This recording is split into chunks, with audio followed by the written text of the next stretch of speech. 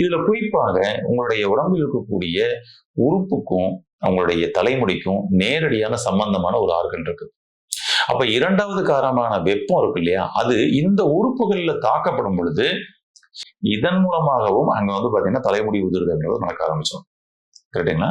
அப்ப இந்த வெப்ப தாக்கம் ஒரு குறிப்பிட்ட உறுப்பில் தாக்குதுன்னு சொன்னோம்ல, எந்த உறுப்பு அப்படின்னு சொன்னோம்னா அதுதான் கிட்னி.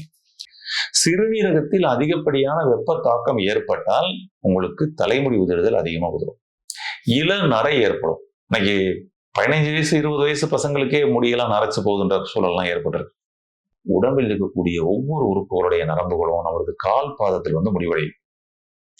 நம்மளுடைய உடம்புல இருக்கக்கூடிய உறுப்புகள் எல்லா நரம்புகளும் நம்மளுடைய கால் பாதத்துல முடிவடையும் இல்லையா? இப்ப கால் பாதத்துக்கும் உறுப்புகளுக்கும் நேரடி கனெக்ஷன் இருக்குது. ஓகேங்களா?